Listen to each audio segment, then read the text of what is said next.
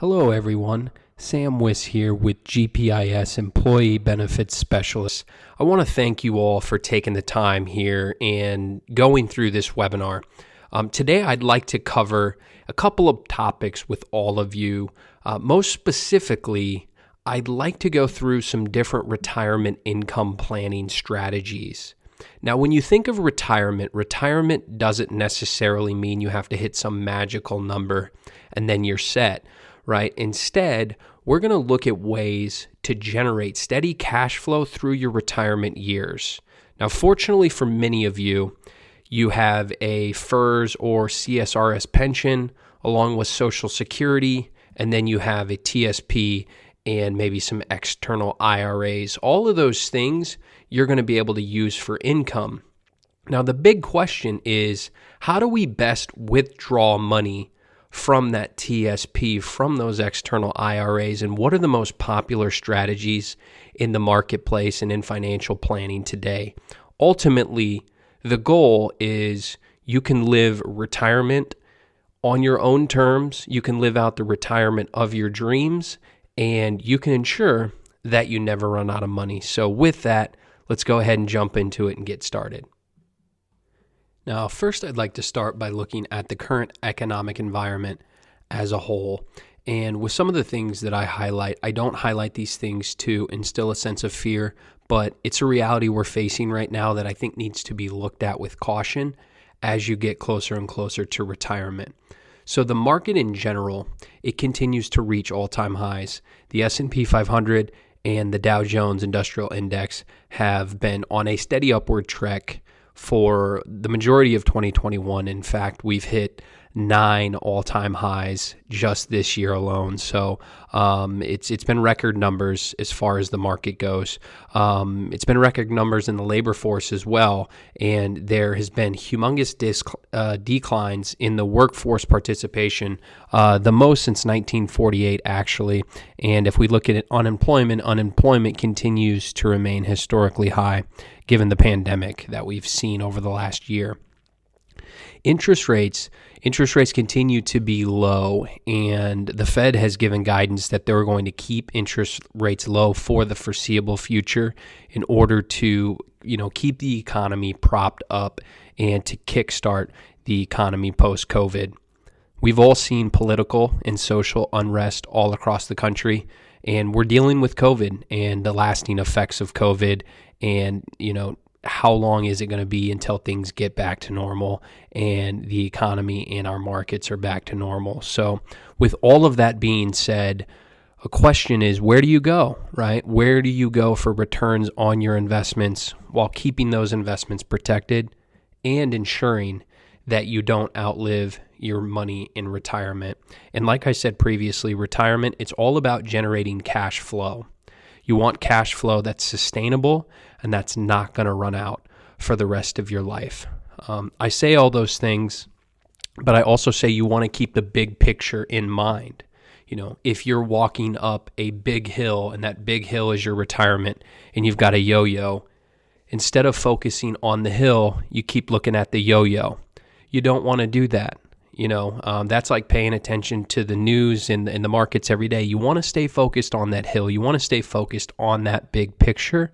And with a solid retirement plan, you can keep that long-term view in mind and ignore the day-to-day noise. Now, we're going to look at 3 main retirement income strategies that most financial planning professionals use for modern portfolios.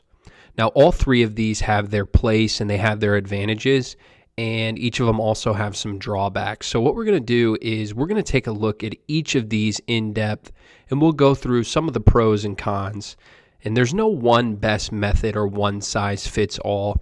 It really depends on you and your unique situation, but I hope you can glean some insight and think about what might be best for you. We'll go through the systematic withdrawal strategy, the time segmentation strategy, also known as bucketing, and we'll also go through the flooring method. Now, the first method we'll look at is the systematic withdrawal method. A systematic withdrawal is simply drawing down or selling off a percentage of your assets each year That could be your TSP, your 401k, etc. And you can receive those withdrawals monthly, biweekly, however you'd like, depending on where your money sits.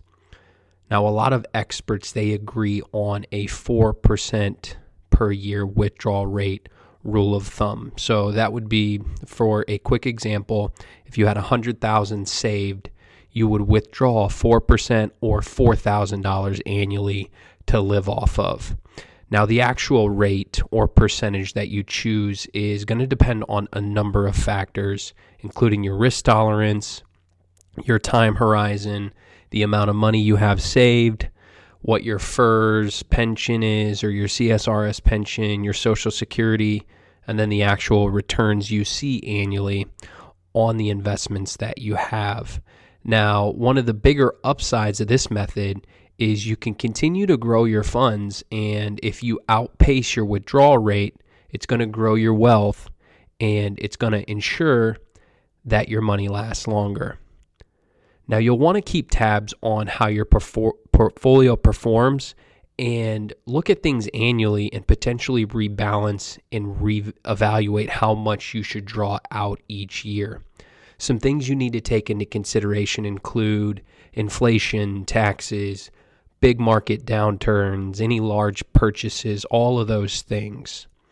And one of the drawbacks with this method is something that we'll talk about in a couple of slides, and it's called sequence of returns risk, where negative early years in the market can completely decimate a portfolio if you're taking money out in those early years.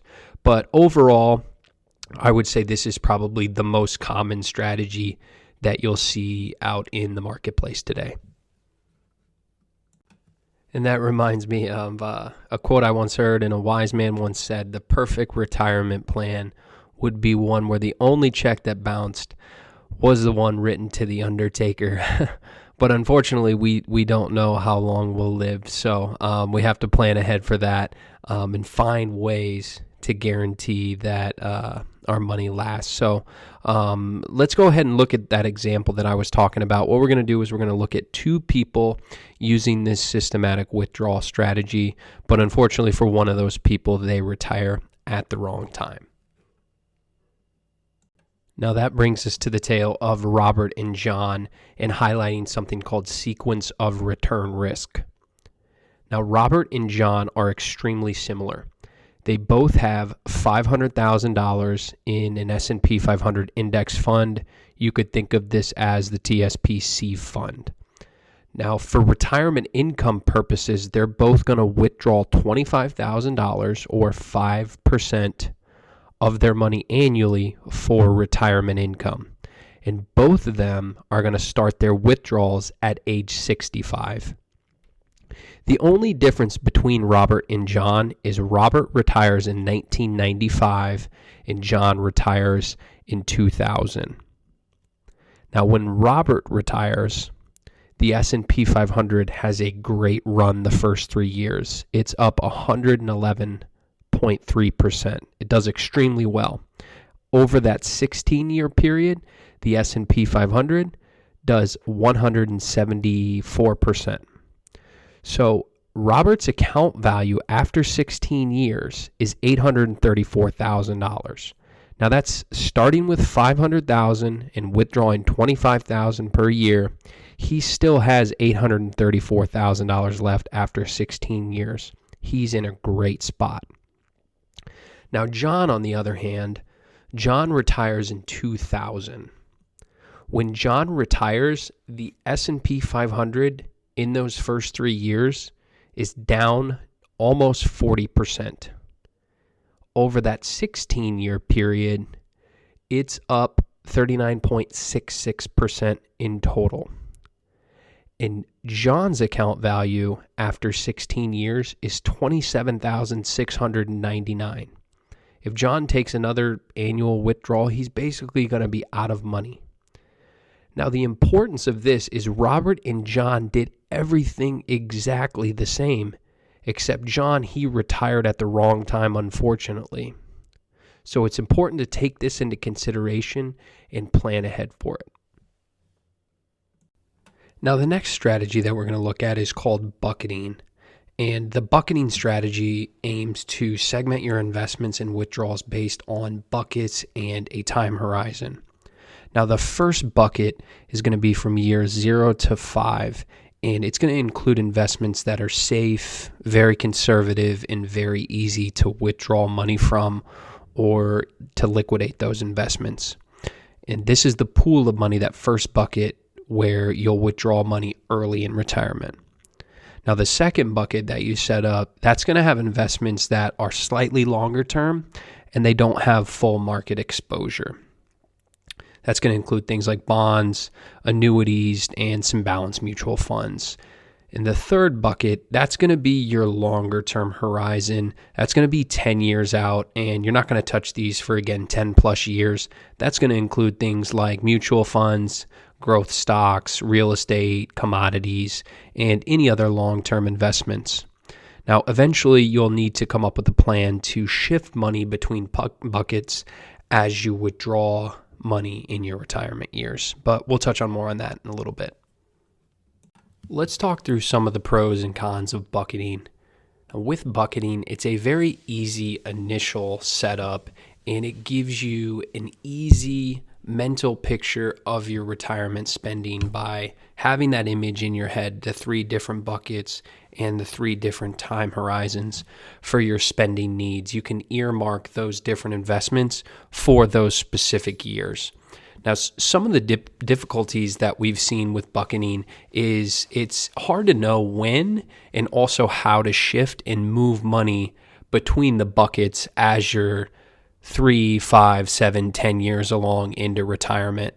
As one of those bucket empties, you have to think long and hard and evaluate the marketplace and determine what's the best way to refill that bucket while also having the lowest tax consequences. Now, the final approach that we'll talk about is flooring for income purposes. Now, with the flooring method, what it aims to do is it breaks down your retirement spending into needs and wants. And for all your needs, you should have a guaranteed income source or floor to cover that amount. So your needs are going to be things like your mortgage, your car payment, your insurance expenses, your grocery bill, everything that you need to live and function on a day-to-day basis. You want those expenses covered by something that is guaranteed. So your pension, your Social Security, and maybe an external annuity. Now, once all your needs are covered, for your wants or any discretionary items, you can actually invest into riskier securities and external investments. And you can do so with a peace of mind knowing that all of your need-related expenses are going to be covered on a guaranteed basis by some form of income source.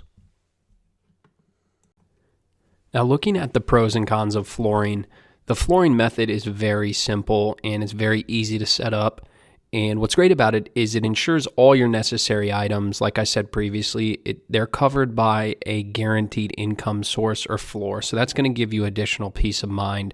You're going to be taken care of no matter what. Now, some of the cons or drawbacks of this strategy is sometimes it can be difficult to separate your needs and your wants. How do you distinguish between the two? And it's also difficult to find the right investments to round out your floor of guaranteed income if you do have that shortfall. If your pension and your Social Security doesn't add up to meet all of your needs, what's the next item that's going to round out that floor of guaranteed income? And then also, what's the best item for your wants and those non-essential expenses? How do you allocate those dollars? So the next thing that we're going to talk about is Social Security and some different claiming strategies that you can look at for your own Social Security. Social Security is something you're all probably very familiar with. You've been paying into it each pay period of your paycheck 6.2%. So when you want to start actually receiving benefits, you have to qualify. Now, in order to qualify, you simply need to be age 62 and you have had to pay into Social Security for at least 10 years or more. 10 years gives you that 40 quarters threshold that you might have heard about. So you are eligible to start receiving your benefits at age 62, but that doesn't necessarily mean that you have to. You can start at 62, but you can also wait until you're age 70. At age 70, it doesn't do you any good to wait any longer. That's the latest age right now that you can start claiming. Now, your full retirement age is going to be anywhere between 65 and 67. It depends on your birth year, so definitely look into that if you're unsure of your full retirement age. If you start claiming Social Security before your full retirement age, that's considered claiming early, and after your full retirement age is considered claiming late. So each year that you wait to start collecting Social Security, your benefit amount goes up. And once you hit your full retirement age, your benefit amount goes up approximately 8% every single year. And from age 62 to 70, if you wait, your benefit in total will go up about 75% overall. So as you can see, it definitely pays to wait to start taking Social Security. So the next question you're probably thinking is, when is the best time for me to start collecting Social Security? And Social Security is one of those things where if you ask 10 people, you'll probably get 10 different answers on the best time. And the short answer is it really depends on your situation. If you start taking Social Security too early and you live a long time, you're going to receive those smaller paychecks forever. But if you start too late, you'll get larger payments, but those larger payments are going to be over a shorter time period. So it really depends. But the big thing when you first start is you want to make sure you know your numbers. You want to make sure you know how much you're going to receive at 62, at full retirement age, and at age 70. And if you haven't done so, I'd encourage you to go to Social Security's website. It's ssa.gov. And what they'll have on there for you is an estimated statement that will have all of your work history and the income amounts you made in certain years, and then again your estimated numbers. So we'll take a quick look at one of those statements here on the next slides. Here's an example of an actual Social Security statement if you go out to socialsecurity.gov and get your estimated statement. Now, this is for just Wanda Worker. It's an example, but some of the things you'll notice and what's on the inside is your estimated benefits. Those will be on page 2. And then page 3 is going to be your earnings record. And I always advise just go to your earnings record and double check it and make sure that all of that looks accurate and up to date. You want to make sure that you're getting credit for all the income you've earned over your working career. And here's page 2 of the statement. And again, this is your estimated Social Security amounts. And for Wanda specifically, her full retirement age is age 67. So her payment is going to be about $1,619 per month. At age 70, her payment would be $2,023. And at age 62, her benefit would be about $1,113. And this will look extremely similar to your statement once you go online and pull these numbers down.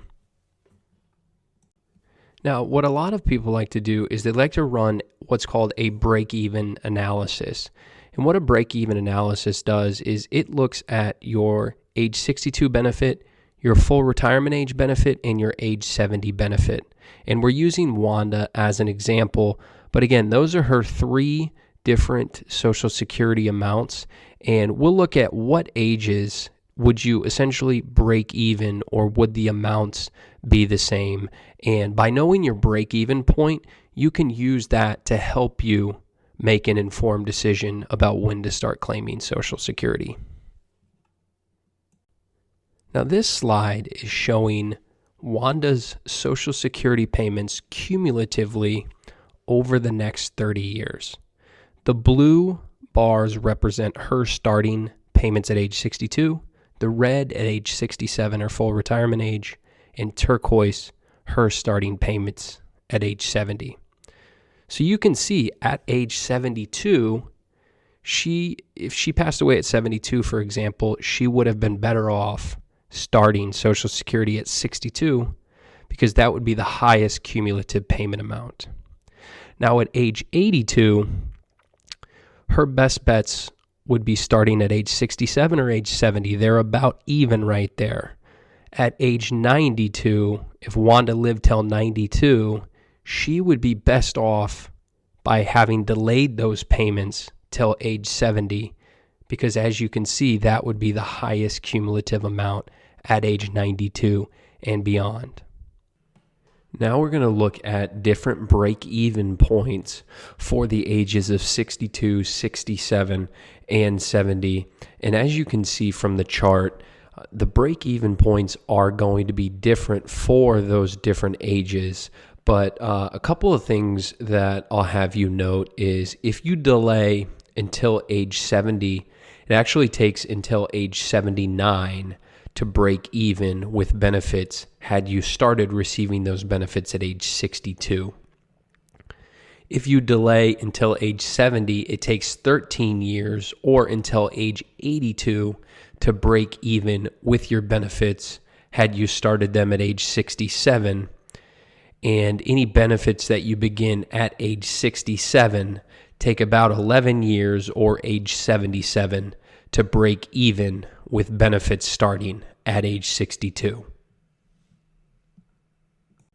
Some questions you might want to ask yourself when you start the process of thinking about Social Security and when to claim. First thing you want to do is you'll want to know your Social Security full retirement age and then the estimated benefits for 62 and 70 as well. Now you can choose to start your benefits at 63, 64, 65, etc. But just knowing the earliest you can start at 62, your full retirement age, and then 70 will give you a good proxy for when you might want to begin. You'll also want to take into consideration how healthy you are and maybe look at your family and those individuals who came before you to see, do I have longevity in my future? Is there a history of people living until age 95, until age 100? So that will, give you a good idea of how long you yourself might live well on into retirement. You'll also want to do a break-even analysis like we did above, and there's plenty of free online calculators that you can use to plug in your specific numbers and see what those breakpoints are for the different claiming times. There's also benefits for your spouse, or your spouse can use your benefits. So take those things into consideration as well. And there's some important planning points that we won't go all the way into, but taking your spouse into consideration and the benefits he or she might get or be entitled to might affect your decision. Another thing that I mentioned earlier is you'll want to look at your work history on the Social Security website. You'll want to make sure that you don't have zeros for any years, and you want to make sure that it's all accurate and up to date. And then also, it's good to talk to a professional, somebody who does this for a living and somebody who knows the ins and outs of Social Security to help you make the most informed decision. Now I'd like to shift gears and talk about something I like to call the impact of losses. Now, at GPIS, we're very big on protection during your retirement years. And one of the reasons why we're so big on that is many people don't realize how big of an impact a heavy loss can be to your portfolio or a heavy downturn in the market. For most people, they think if they lose 10% in their portfolio, they simply need a 10% gain and then they're back to where they started, when in reality that's not the case. If you incur a heavy loss, it takes a lot more to get back to where you started. And the table below is actually going to show some notable declines in market history, some of the biggest corrections and recessions that we've seen over the last century. So in the 1920s, the Dow from 1929 to 1932, it was down 89%. So those who had market exposure suffered an 89% loss. Now, just math in your head, again, it'll tell you, oh, well, I need 89% to make me whole and get me back to where I started, when in reality, you would need an 809% return to get you back to where you started in 1929. So it's a very steep uphill battle once you incur those heavy losses. Another loss that we can look to that was recent and you're all probably aware of and you went through is the S&P 500 in 2007 to 2009. During that time, the S&P 500 lost 57% of its value. And in order to get back to where you started in 2007, you would actually need a 133% return. One way that we've used to protect against these losses, and something that we're a big proponent of at GPIS, is the use of fixed indexed annuities. And the reason being is with fixed indexed annuities, you can actually create a floor of income, and you can also build in some inherent safety and guarantees in order to cover all of your retirement needs. With fixed indexed annuities, you can incorporate safe withdrawal rate strategies, whatever you decide is best for you with your financial professional. If you want to have some of your funds in a fixed indexed annuity and some still exposed to the market, like many people do, when there's an up market and the market's doing well, the withdrawal you need for that year, you can take out of your TSP or your managed money portfolio. That's going to avoid sequence of return risk.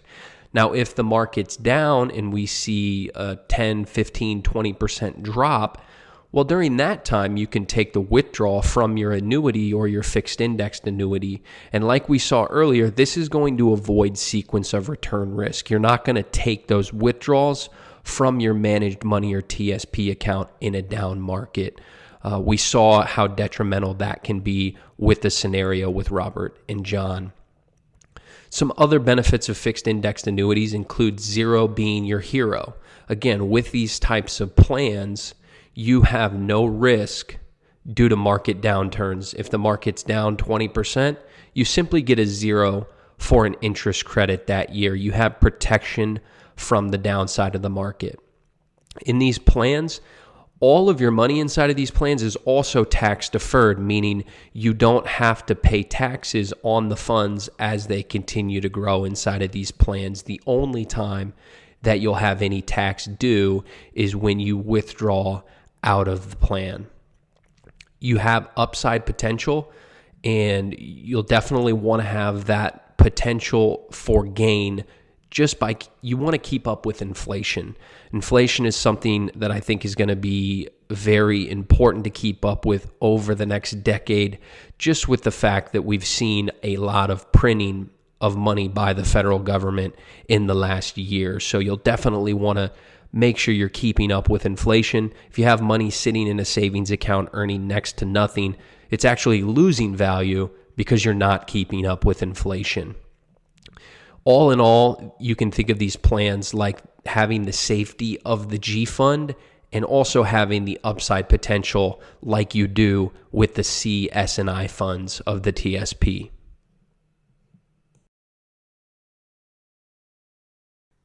Now we'll switch gears a little bit and let's talk about some of the things that you can do in order to prepare for your upcoming retirement. We'll look at timeframes of 10 years out, 5 years out, and 1 year out. And what we'll do is we'll talk about 10 years out here initially. Now, in order to figure out where you want to go in retirement, the first thing you need to do is you need to figure out where you are currently and get an honest assessment of where you stand. I suggest taking financial inventory, and what you'll want to do is list out all of your assets and all of your liabilities.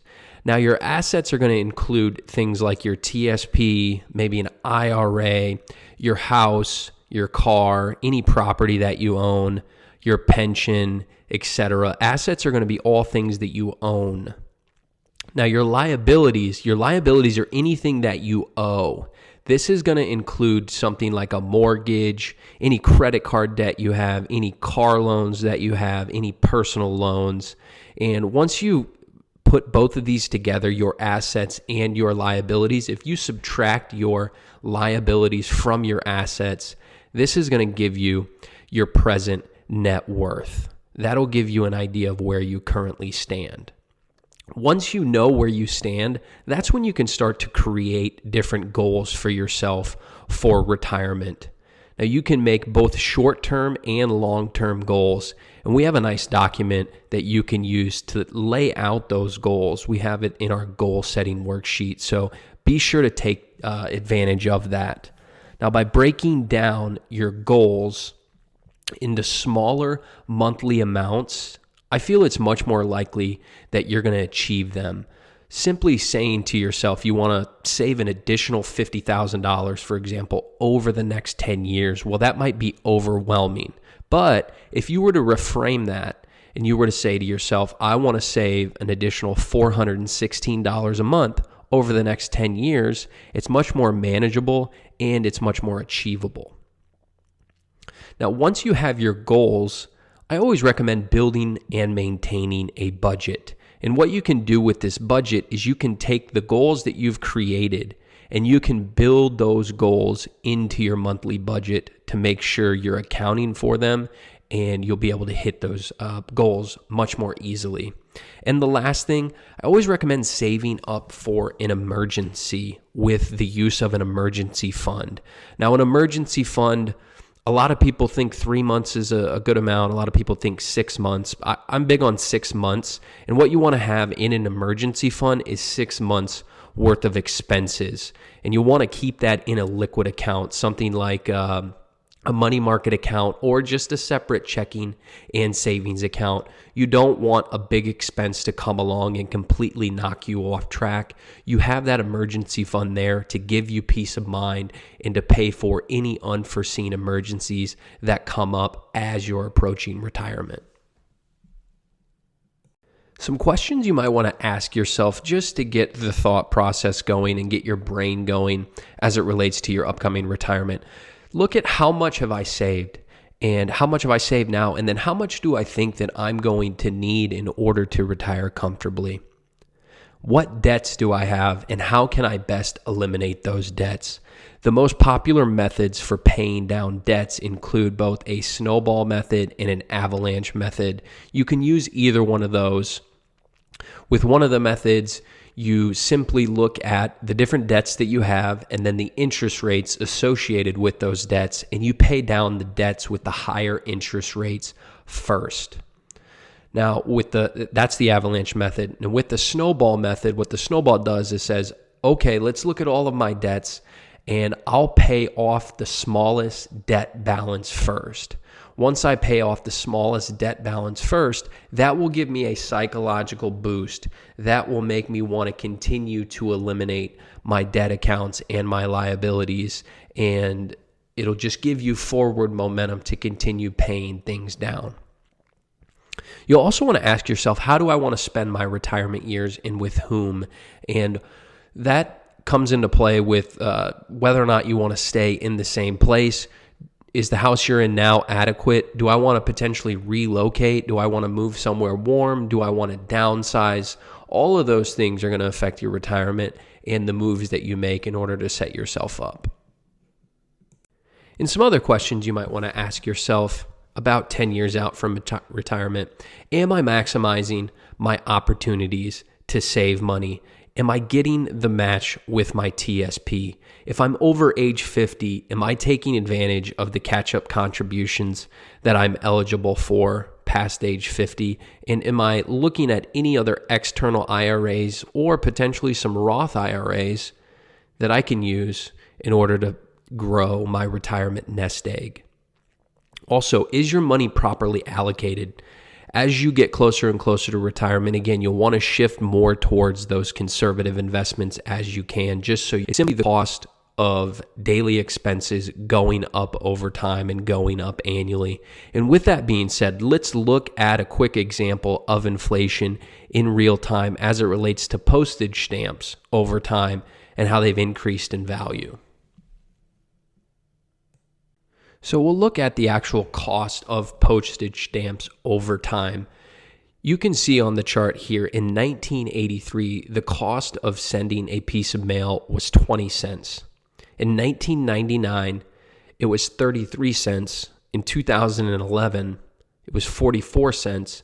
And in 2021, where we are now, the cost of a postage stamp is 55 cents. So you can see over the last 10 years, we've had a 25% increase in the cost of postage. Now think about that and apply that to every single aspect of your life in retirement. Basically, every single expense that you have, whether it's filling up your car with a tank of gas, going to the grocery store and buying a gallon of milk, you might have 20, 30, potentially even 40 years of those living expenses in retirement, and you can see over time the cost of things is bound to rise. So you want to protect your investments. I know we've been big on protecting things, but you also want to make sure that you're in different investments and assets that allow you to participate in the upside of the market. One of the best hedges for inflation is having market exposure. If your money is simply sitting in a savings account earning next to nothing, or in something that might be quote unquote too safe, it's actually losing purchasing power to inflation. Inflation is eating away at your savings in those types of accounts.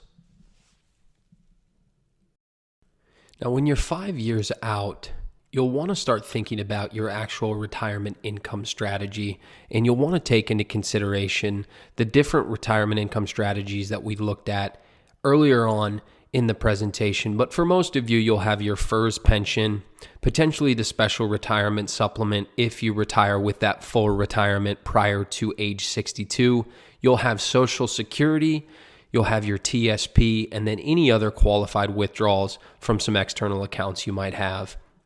Again, you'll want to get a good idea and look at estimated statements, whether that is for your FERS pension, whether it's going on the Social Security's website, etc. You'll want to get a good idea of those income amounts. And you'll also want to think about working with a financial professional. A lot of people don't think they need a financial professional, but it reminds me of a story I once heard that's a good analogy for why you should begin working with one.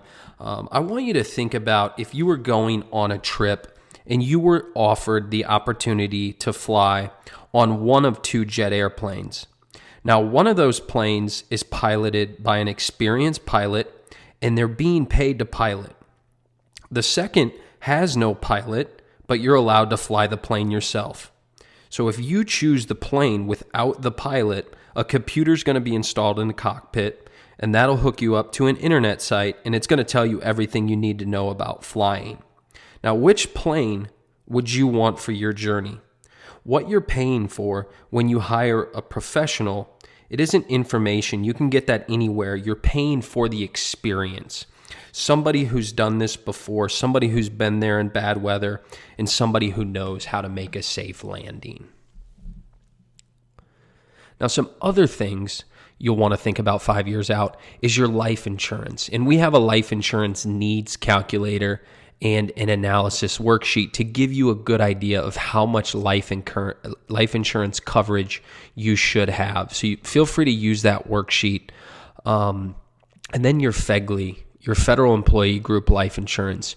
Early on in your career, if you're utilizing FEGLI, it can be a great value and relatively low cost. But as you start aging and hit different age brackets, that FEGLI coverage can start to get really expensive. So you might want to look at replacing that FEGLI coverage with an outside policy if you determine you still need that life insurance amount. And then your health insurance. The federal employee health insurance is one of the best benefits available to federal employees. And if you want to continue that health insurance into retirement, you want to make sure that you have 5 years of continuous coverage for retirement. That's one of the things that you'll need in order to stay eligible for that health insurance. So if you're 5 years out and you haven't already, you might want to think about enrolling in that health insurance if you want to keep it. If you haven't already, you'll also want to put together some sort of will, maybe a trust and or an estate plan for all of your affairs. Some questions to ask yourself: are my beneficiaries updated? You might have only updated your beneficiaries when you first started working, and your situation or circumstances could have changed. So on all of the accounts that are important to you, make sure your beneficiaries are updated. Also think about who you want to manage your affairs in the event that something were to happen to you, or you were incapacitated, etc. And that can be taken care of with a will or an estate plan. Do all the right individuals in your life have access to your important accounts? Do they have the passwords to those accounts should anything happen to you, and vice versa with your spouse as well? You want to make sure that all of that stuff is in a safe place so that you each can access each other's accounts in the event that you need to. We've got a great roadmap for important papers that you can utilize for this as well, where you can list all of your accounts and all of the associated passwords that you can then store in a safe place. And again, as you're getting closer, you were 10 years out, now you're 5 years out. How is your living situation? Has it changed? Am I looking to move? If I'm staying in the same place, does it make sense to refinance? What's my mortgage rate? And so on and so forth. Now, when you're 1 year out, you're really close to pulling the trigger on retirement. A good idea is to develop a retirement budget for yourself based on the different income sources that you have, and try living on that budget for a couple of months to see if it works out. Is this going to be enough money for me on a monthly basis? Am I comfortable here at this amount, or are you experiencing a shortfall? Do you need to shift some things around to maybe give yourself some more money on a monthly basis? All of those things are important. So just test it out, try it out, and see what works for you. You'll also want to look at Medicare. Medicare is a big deal once you turn age 65. You don't want to incur any late penalties for not signing up on time, and you also don't want to have any gaps in coverage. The last thing you'll want to have as you are in retirement is have a large medical expense potentially derail your retirement because you had a gap in coverage. So be sure to check into that and look into that for the right plan for you. Now, lastly, you want to order your retirement packet and ensure that it's done 3 months in advance. Especially at the beginning of the year in January, OPM receives a ton of retirement packets as people retire after the first of the year, and they can tend to get backlogged. So as long as your packet is into OPM about 3 months in advance, you should be good to go and have your paychecks be on time when you actually do retire. That's one service that we offer as well, is free retirement packet completion to make sure you're filling all that paperwork out correctly. You'll want to think about RMDs starting at age 72 as well, and think about those as it relates to your actual income strategy. RMDs are required minimum distributions, and basically what they are is you have been saving in your TSP or your IRA, and that money has been tax deferred. You haven't paid taxes on it yet. So basically what the government does is they say, okay, at age 72, you've been deferring the taxes. Now you're going to need to start taking a certain percentage out of those funds every year and using those as income and paying the taxes on those distributions. So those are not optional. You have to do that at age 72. So beware of that. You'll also want to review the will or estate plan that you've put in place. Make sure it's accurate. Make sure it's up to date. Make sure nothing has changed in the 5 or 10 years since you actually created that will and estate plan. And if there's any specific legacy that you want to leave, whether it's a big donation or paying something off for somebody, anything like that, you want to make sure that you've got that legacy in place in the most tax efficient way. And then I always recommend just staying in touch with a financial services professional. They've been there, they've done that, and they can help guide you through both the retirement process and your retirement years, checking in with you every 6 months or every year. It's just going to give you additional peace of mind knowing you have somebody who does this for a living that can help you with any situation that might arise. Thank you, Sam. Everyone is eligible to receive a free benefit and retirement analysis. The analysis is a summary of your benefits now and a future snapshot of what your benefits and retirement income will look like based on your specific numbers and needs. Our highly trained licensed professional specialists will review multiple areas such as federal employee group life insurance, survivor benefits, special supplement, and much more, showing you how to maximize your retirement with safety, security, and opportunity. The review can be conducted to your liking, in person, virtual, or by phone. Once completed, you'll receive your personal Federal Employee Benefits and Retirement Workbook, which contains all the data you discussed with your specialist. To schedule your personal analysis, you can call us at 866-201-7829 or go online to www.gpis4u.org. You can also stay connected or schedule an appointment by downloading our free app to your smartphone. Just text the word retirement to 36260 and remain updated on all the latest news regarding your benefits and more. Thank you from all of us here at GPIS Employee Benefits Specialists.